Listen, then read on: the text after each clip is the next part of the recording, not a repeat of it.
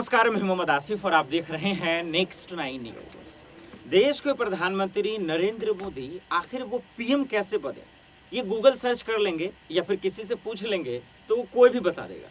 लेकिन किस महिला की वजह से देश के प्रधानमंत्री पीएम बने, ये आप नहीं जानते होंगे दर्शकों, जो आज इस खास वीडियो में मैं आपको बताने की कोशिश करूंगा कि आखिर देश के प्रधानमंत्री नरेंद्र मोदी पहली बार किस महिला की वजह से पीएम बने थे, किसके आशीर्वाद से पीएम बने थे। और हमेशा वो जिक्र करते हैं उस महिला के बारे में, लेकिन अफसोस की बात है कि वो महिला अब इस देश में नहीं है। मुझे लग रहा है कि शायद अब आप समझने लगे होंगे। बहरहाल, लेकिन मैं ये सवाल का जवाब दूं, मैं चाहता हूं कि थोड़ा सा मेरे साथ बने रहिए और इन चीज़ों को समझिए। थोड़ा सा शुरुआत करते हैं, मोदी जी के बारे में थोड़ा सा जान लेते हैं।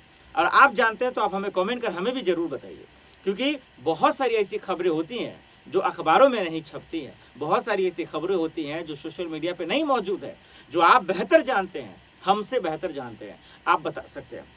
गुजरात चुनाव के वक्त मैं बहुत जो है बड़नगर, चाहे फिर वो अहमदाबाद, तमाम जगह जिले मैंने कवर किया और बहुत सारी चीज़ नई सीखने को मिली। इसलिए मैं चाह रहा हूँ दर्शकों, आप खुलकर बोलिए। लेकिन आप लोग जानते हैं मोदी जी के बारे में थोड़ा सा मैं बता दूं कि देखिए, लगभग सीएम जो 3 से 4 बार रहे, लेकिन वो चुनाव लड़कर सीएम नहीं बने थे। इस बात को दर्शकों को याद होगा।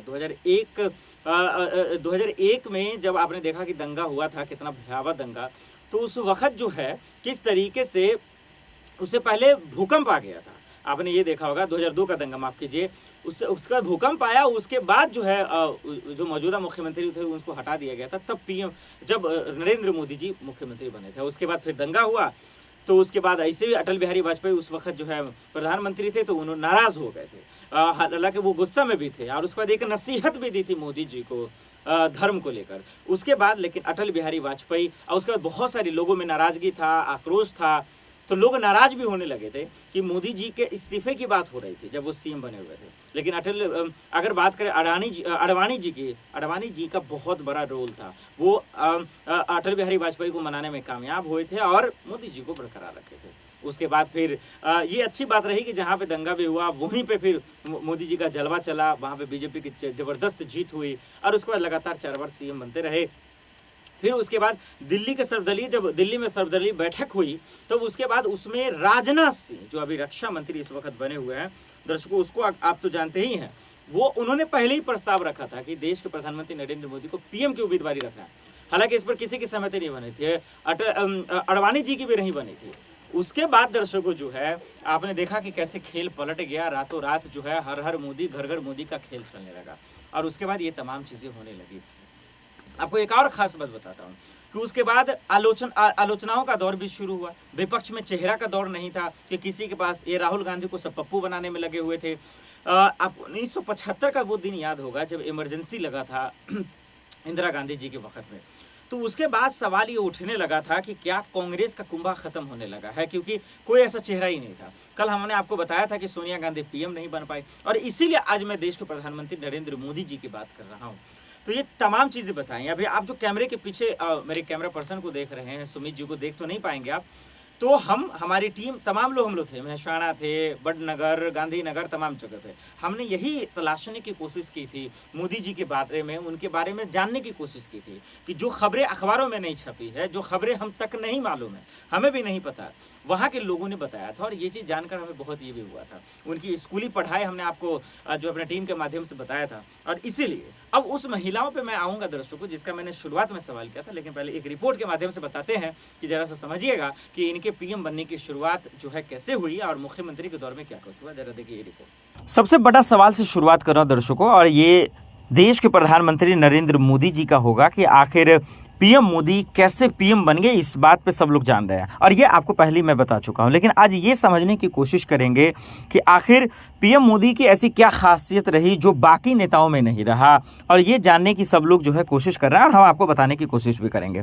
आप जानते हैं कि इनकी शुरुआत एक चाय वाले से हुई थी और उसका थोड़ा सा मैं आज जिक्र इसलिए करना चाहता हूँ कि कई बार चाय वाले को लेकर मजाक भी बनता है, पकौड़े को लेकर आती है। इसमें 10 बातें जरा सा मैं आपको जल्दी जल्दी बताने की कोशिश करूँगा। नरेंद्र मोदी का जो जन्म है वो वो 17 सितंबर 1950 को गुजरात के मेहसाणा जिला स्थित बड़नगर में हुआ। उनकी माँ हीराबेन, जिसका मैंने अभी शुरुआती दौर में एंकर में आपको बताया कि उनकी माँ ही एक महिला ऐसी हैं जिन्होंने बहुत उनका साथ दिया, उनको साहस दी और आज जो है इस कामयाब पे रही। लेकिन अफसोस की बात है कि हीराबेन जी हमारे लोग के बीच मौजूद नहीं है।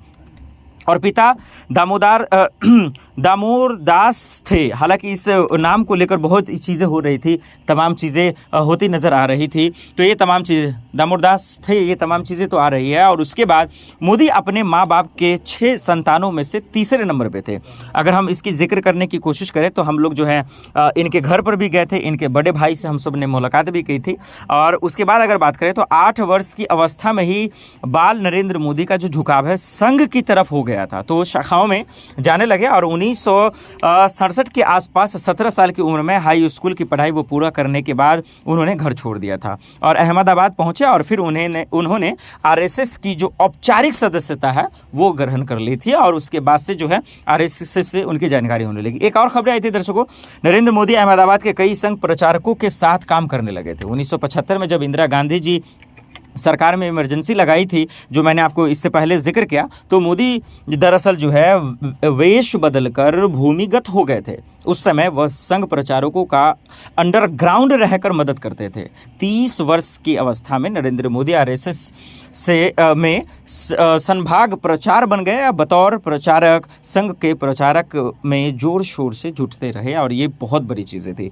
एक और आखिरी बात दर्शकों आपको बताता हूँ, बड़े नेताओं से जुड़े आयोजकों का सफल उन्होंने निर्वहन और संगठन के प्रति निष्ठा से लगन को देखदा किया। और उसके बाद बीजेपी में नरेंद्र मोदी का 1995 में जो है कद बहुत ज़्यादा बढ़ गया। तब पार्टी ने उन्हें राष्ट्रीय सचिव बनाया। इसके बाद मोदी दिल्ली मुख्यालय पहुंचे। इसके 3 साल बाद ही 1998 में उन्हें महासचिव यानी संगठन बनाया गया था। अक्टूबर 2001 तक मोदी इस पद पर बने हुए थे। ये तमाम चीज़ें हैं। एक आखिरी बात अगर मैं आपको दर्शकों बता सकूं तो 2014 के लोकसभा चुनाव में नरेंद्र मोदी की अगुवाई में बीजेपी 282 सीटों के साथ बहुमत में सत्ता में पहुंची। फिर 26 मई 2014 को कई पड़ोसी देशों के राष्ट्र पक्षों की मौजूदगी में नरेंद्र मोदी ने प्रधानमंत्री पद की शपथ ली। और ये बड़ी बात जो आपको हम दर्शकों को बताते नजर आ रहे हैं। अब ये देखना पड़ेगा कि दरअसल क्या जो हमने बताई क्या ये पुख्ता खबर है दर्शकों, और या आपको क्या लगता है इसका कोई और भी वजह हो सकती है, तो हमें कमेंट कर जरूर बताइएगा। देखा आपने दर्शकों, और उम्मीद है कि आप समझ गए होंगे। दरअसल देश के प्रधानमंत्री नरेंद्र मोदी शायद ही कोई ऐसा मौका होगा जो अपनी मां का जिक्र नहीं करते हैं, उनके संघर्षों का जिक्र करते हैं और हमेशा से हीराबेन जी का जिक्र करते हैं और करना भी चाहिए। उनकी मां जितनी तकलीफ में उन्हें पाला पोसा, उनकी जिस तरीके से परवरिश की, मोदी जी हमेशा याद रखते हैं। लेकिन अब उस दुनिया में नहीं है। देखिए आप सोच रहे होंगे किसी और महिला के बाद, लेकिन ऐसा कुछ भी नहीं है, वही है। और वो हमेशा उन्हीं का जिक्र भी करते थे। हमेशा जन्म दिवस पर तमाम मौक़ों पर वो जाते थे, उनसे आशीर्वाद भी लेते थे। लेकिन अब अफसोस की बात है कि वो हम सबके बीच मौजूद नहीं है। दर्शकों मैं आपसे पूछना चाहता हूँ, देश के प्रधानमंत्री नरेंद्र मोदी के कामयाबी के पीछे आप किसका जो है आप श्रेय मानते हैं, किसको मानते हैं? आप हमें कमेंट कर जरूर बताइएगा। देश दुनिया के बड़ी खबरों के लिए देखते रहें नेक्स्ट 9 न्यूज़।